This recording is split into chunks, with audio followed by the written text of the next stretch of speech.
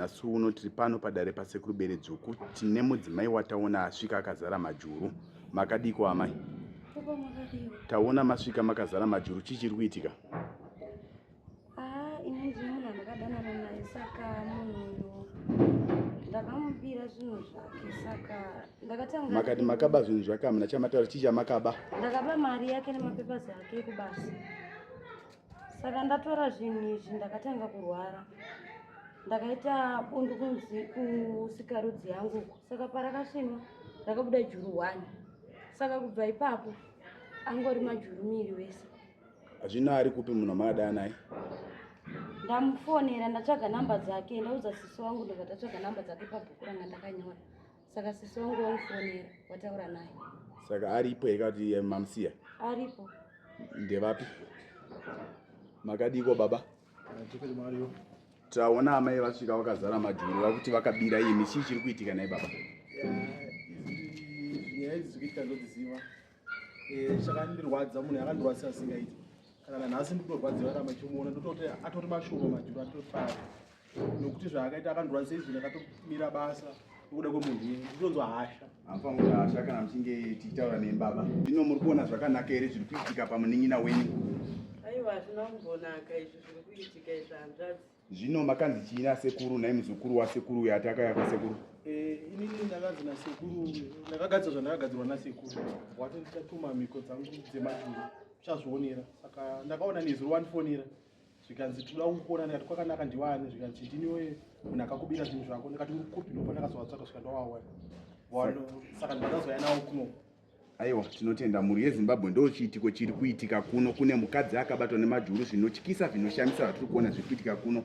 Taiti zvimwe n'anga dziri kutinyepera asina tazvionera pamhino sepotya.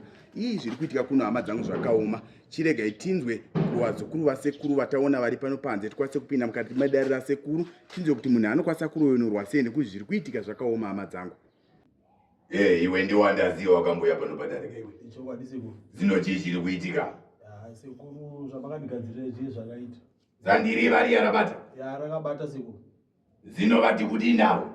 Ndosaka ndauya nawo katona vasvika kumba nezuro sekuru. Naime wakaranga?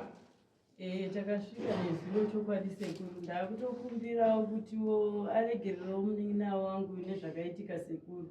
Zino wakataka kubira chini nachini iwe? Akanditorera madhokumendi ekubasa yese nemari. Zino mati kudini nezvinhu zvamakamba kutora ndokuti patotangira ipayo kutanga kuripa zaakapa. Uregerero sekuru. Uregero ndakumbira asi chekutanga muripo ukuripa chindairo wakabira. Ndatambudzika sekuru ndokumbirawo ndatambura. Zino kana musina muripo yamauya nayo kuti muripo uyo ndina kuti tekaira kana wawane muripo uchadzoka pano pazumba. Mandimba? Ndakutokumbirawo sekuru mubatsiro munin'ina wangu atambudzika sekuru. Ndakutokumbirawo kwamuriwo sekuru. Zino unati munhu atambudzika kwaakabira ndozanatekerai kana manowana makwata amuchinda uyo munachoka pano. Havozizva makaita makandirwadzisa. Izvezvi zvinhu handichaende kubasa ndakati. Murukaizai? Murukai munotsvaka makwata amuntu muchoke pano pazumba. Ndati murukani? Ngava muruke dzavanotsvaka makwata amuntu anachoka pano mawana makwata amuntu akuripa. Atori mashoma ndawatotomisa mamwe. Ngava muruke. Atobuda mamwe izvezvi. Anzi buda izvenyu unotsvaga makwata. Murukai payo kana mawana makwata amuntu amakabira munachoka pano ndikuroyo. Zvino munauya pano musina makwata amuntu munati munaringei uwedzera kurwadzisa muntu wamakabira pamusoro.